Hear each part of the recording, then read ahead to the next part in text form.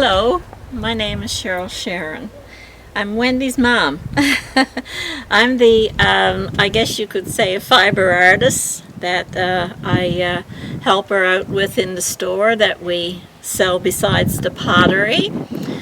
Come on inside and we'll show you some of the things that I do.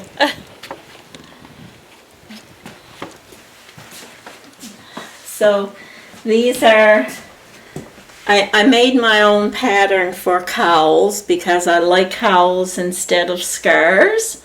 There's so many scarves on the go that I like the cowls. And I do spun mitts and also acrylic mitts, of course. And these are, as Newfoundlanders, we call them vamps. They're short socks or they're house socks. But I've also heard them called dorm socks that a lot of teenagers like wearing in the dorms, I guess, in universities, right? And they're pretty warm. They're nice and warm. I use all double. There's 2 balls of wool knitted together, of course, with it. And other things that I do, I'm also a rug hooker. I was an instructor at the college in Bonavista, and I retired in 2008. And just before I retired, we had a rug hooker come into school and taught us how to hook rugs. And of course, from the first time, the first hook that I made, I just loved it. I always did toll painting, and then I graduated to watercolors. But putting the pictures that I saw on a rug seemed to be so much nicer. And I like to, when I hook rugs, I do my own patterns. I have been inspired by Ed Roach. His paintings are beautiful. He's a guy that, after my own heart, he's trying to keep Newfoundland folklore and history alive, and that's what I'm trying to do with my paintings. A lot of them, like this little store right here is a real store. It still stands in Bonavista. I like this one because it shows a Newfoundland outport, and we all built snowmen, right? And of course, what can you say? Bonavista and Elliston has so many puffins that everybody likes the puffins, right? And this last couple of years I started doing some things with kids. The little booties and cotton bibs that we do. And of course, I like these are finger and thumb mitts. They're spun wool. And I make them small because so that they can fit a woman with small hands. That's something that you don't get very often. Usually all the finger and thumb mitts are big for men, right? Because men usually wore them. But women are liking them too. And if you come over here, this is one of my hook mats.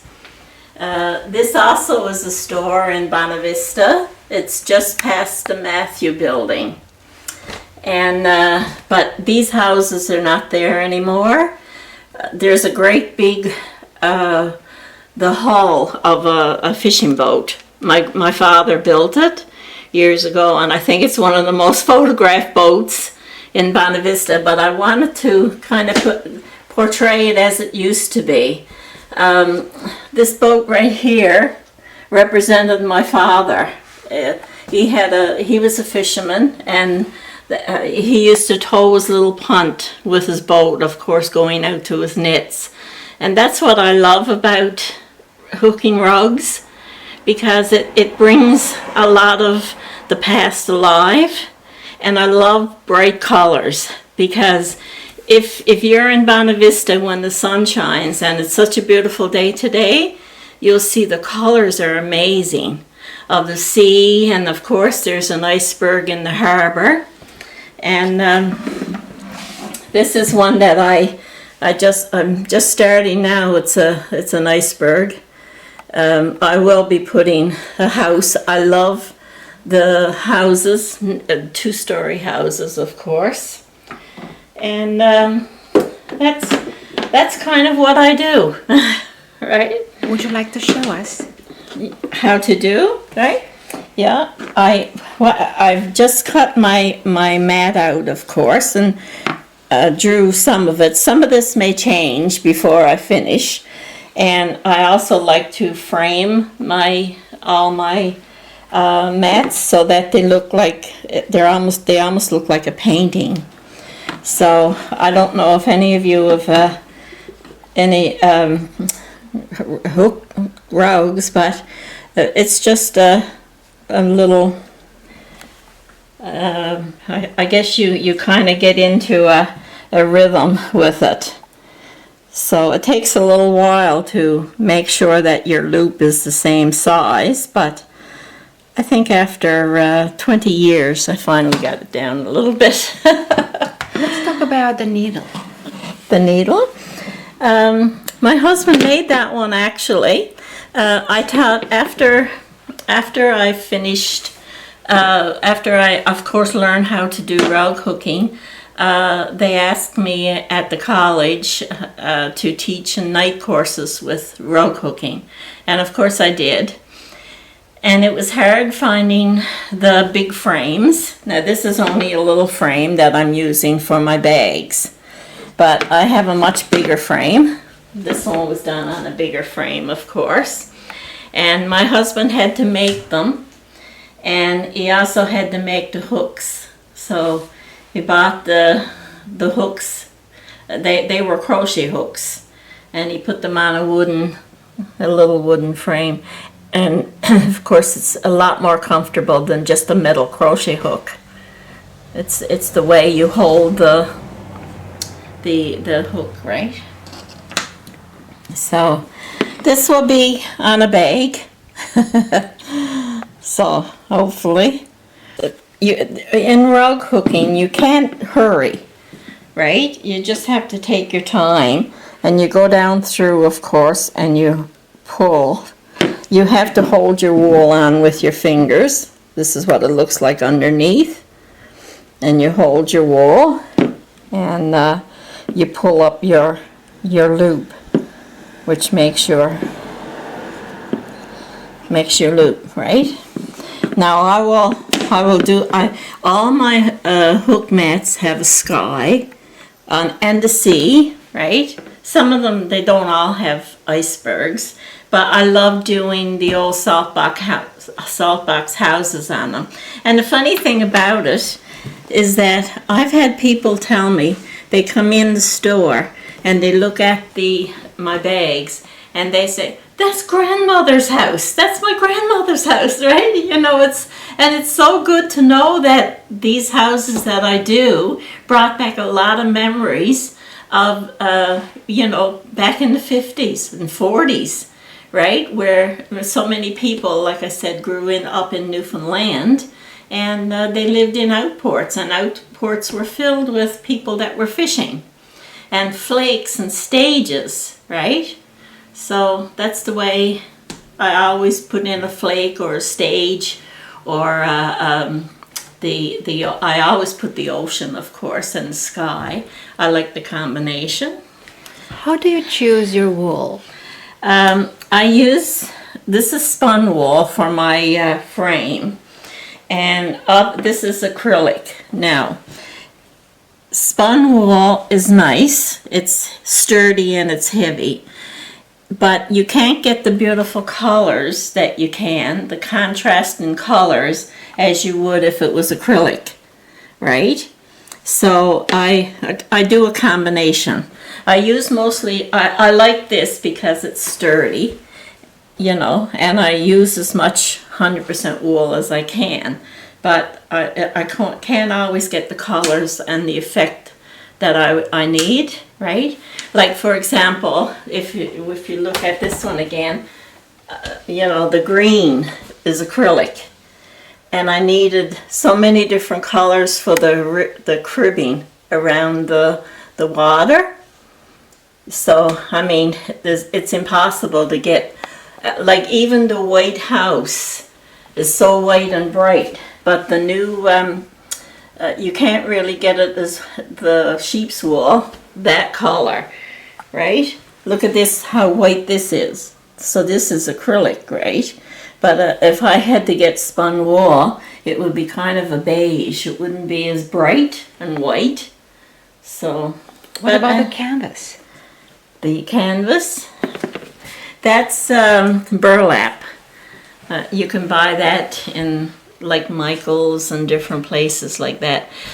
My grandmother she was a rug hooker, and she used to, in years ago, back, of course, when she was younger, and she did them, she used to buy a sack of onions every single year, right?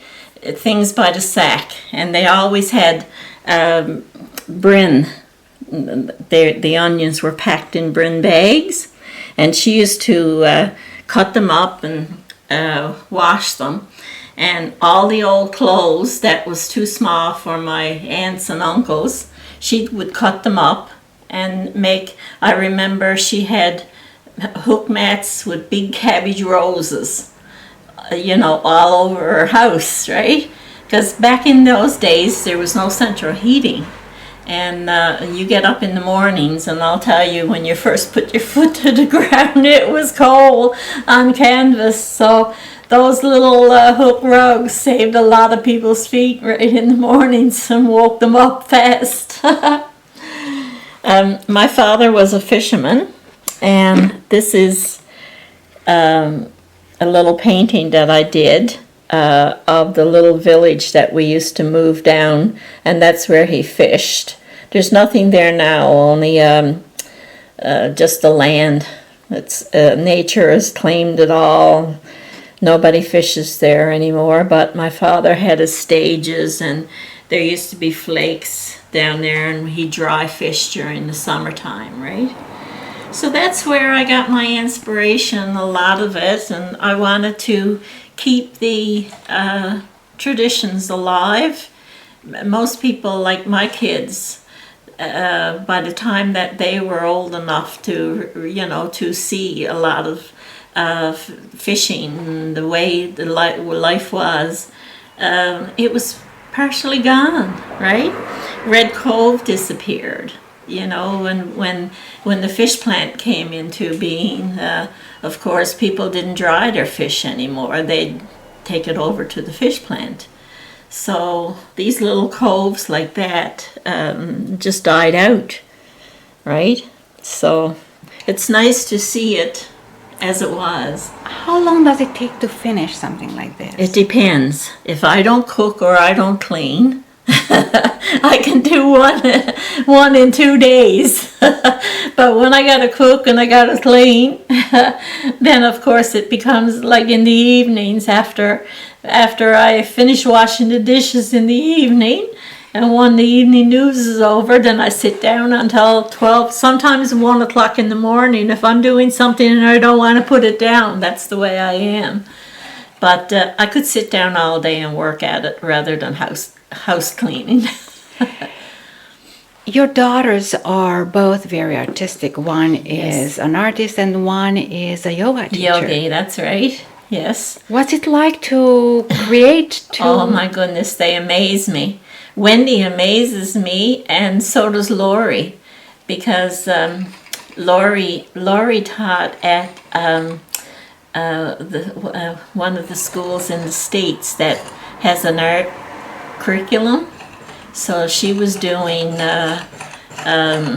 different arts that she learned there and teaching.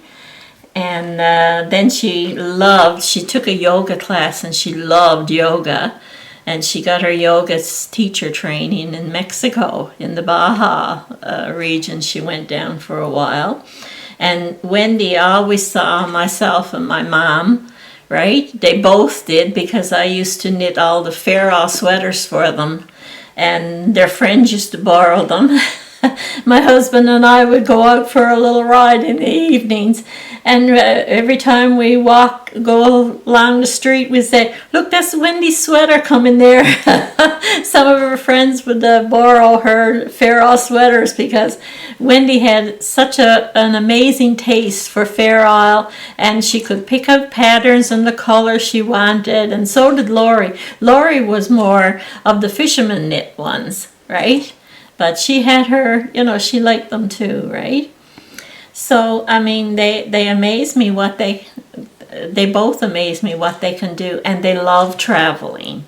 And I think that they've picked up a lot over the years, in their travels, right? You became a rock hooker later. Yes. In your career. Yes, after I retired. I was retired for 17 years, and Wendy told me when she started, she said, "Now, Mom, it's time to go back to work." So I guess I had to drop my retirement for a minute and put some things in the store that she wanted to, besides the pottery, right? I know there's not a lot of, most people that are traveling don't buy wool mitts in the summertime, but they still like them for Christmas gifts and things, right? Do you have a message of an invitation for the viewers? Yes, learn as much as you can. A lot of people have grandmothers that are, or their mothers knit, and it's something to do. You'll never get bored, right? And I think it makes you a better human being. You can cope with more things. Like if I'm stressed right out, I sit down and I pick up my knitting needles or my rug hooking, and all the stress falls away because you're concentrating on what you're doing. And it's not hard to learn how to knit or to hook a rug, and it's very satisfying. Thank you. Okay? Well, I'm so glad you came to the store.